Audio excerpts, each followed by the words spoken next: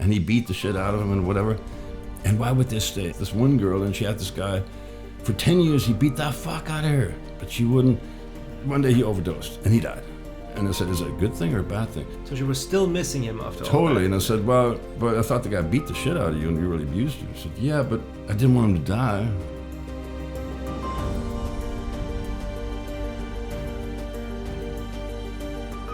That's why people, they say you have to have about a 15-to-1 ratio of positive interactions in a relationship for every negative one. Mm-hmm. They say you fight once a week, but you have hours and hours and days of happy dinner and sex and all that. So typically, not with the dysfunction, the borderline, or the bad boy kind of guy. The guy that, what was it, Tommy Lee from Motley Crue, who was with Heather Locklear, and then with Pamela Anderson, and he beat the shit out of him and whatever. And why would they stay? I've had girlfriends that were with another, not so long ago, I was with this one girl, and she had this guy, for 10 years he beat the fuck out of her, but she wouldn't. One day he overdosed, and he died. And I said, is it a good thing or a bad thing? She says, well, yeah, it's So she was still missing him after all that. Totally, and I said, well, but I thought the guy beat the shit out of you and he really abused you. I said, yeah, but I didn't want him to die. I said, I see that so many times, even in the attraction is a choice. In the self-defense school I go to. Yeah. My trainer always tells me and says, you know what? Mm-hmm. Hold on, Bernard here. Mm-hmm. And then he says, this woman, I have to talk to her. He talks to her for 15 minutes. She Mm-hmm. leaves. She wants to sign up for classes. Yeah. I said, what was it? I've seen you do this a few times, but now he said, no, the way she walks in, a no domestic abuse scenario. And here's the problem, Bernard. He explained this to me. I said, why don't you tell him to just call the police and leave the guy? Like, come on, like, this is America. This is not some... No, there's millions of them like that. Because I'm like, it's like, do they stay because it's like a third world country and they can't survive on that? I said, no, often they actually bring home the money, not the guy. Said, yeah. Why would they stay Why with would him? they? Well, first of all, attraction isn't a choice, that old principle that I've been talking about, other people have talked about for decades. Yeah. But it's also that abuse, we get addicted. But see, on the one off chance, this is what I'm saying.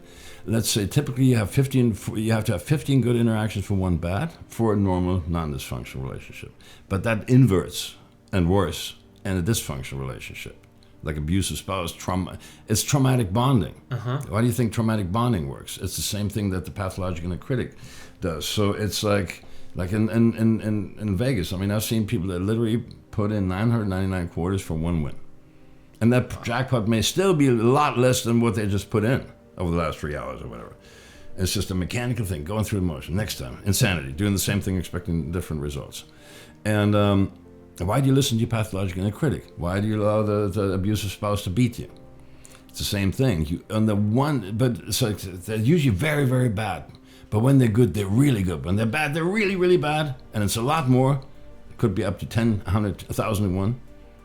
But yet when they're good, they're so good. The point is, it's like, why do people get addicted to pain? Why do people do self-harm, self-loathing, right? Why do we have that? Everyone does it, not just Asian people or black people or whoever does it. Everyone and their grandma do self-loathing in some form or another. Why do we do that? Why do we keep behaving in a self-destructive way?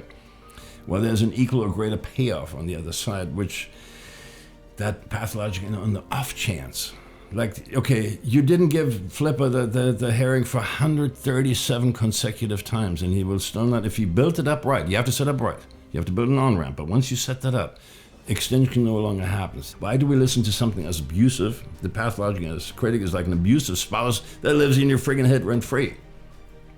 You can't even say, oh, stop on the road or side, get out, and then drive on. You can't do that. Why would people do that? Well, there's equal or greater payoff. And it takes, let's say you're in that state of total despondency, like the lowest rate of vibration. Let's say on a scale from minus 100 to plus 100, you're at 99, minus 99, which is where most depressed people are. Millions of people are in that state all the time. I know, yeah.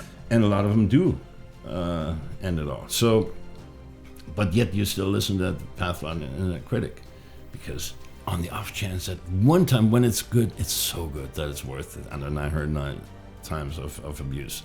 Now somebody says, wow, I can cure your marriage in 8 minutes, like certain motivational trainers that we won't mention by name, or some other stupidity that actually does not ever work, cannot possibly work.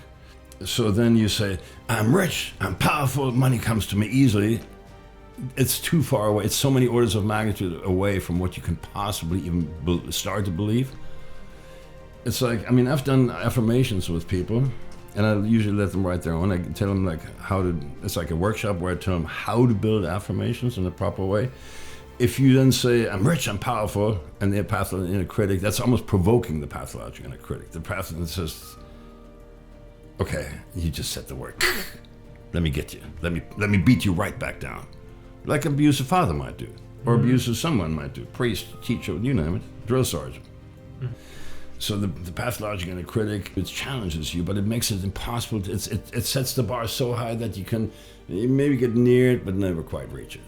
If you then do these ridiculous, obviously untrue affirmations, like I'm rich, I'm powerful, I'm happy all the time, you know, money flows to me like the secret garbage. All that shit doesn't work, because then the pathological inner critic says, oh, really? Let me show you. I'll triple down on all the abuse I did to you now. I will really put you down. I'll beat you down even more. I'll beat you down into the ground now. From -100 to -1,000, I'll beat you down. It'll do that. It's that sick. But once in a while, once in 1,000 times, or once in 100 times, you actually win. You actually find somebody who's even lower than you on the totem pole. And then you can push them down even farther, so that you now look a little better. You won. And that moment, those few seconds of glory, that little endorphin rush, will keep you hitting the button again and again and again and again until you die. So in many ways, your whole approach is opposite to the typical power through it, it's completely get it all built up. It's almost literally 180 degrees the other way. Instead, what you're saying is counterintuitive. You use very simple things that we already have, like, hey, I helped that guy and did that well. It's count your blessings, count the tiniest blessings you can find. Look in the crumbs. Like 99% of everything, 99.99% of my life is shit. I'm shit, everything. But there's that one tiny thing, and I'm like I'm holding on for dear life. I'm clutching at straws, yes, but I'm now making that bigger. I'm like, you know, it's like we're Teflon for all the good stuff in our lives, and we're like Velcro for all the bad stuff.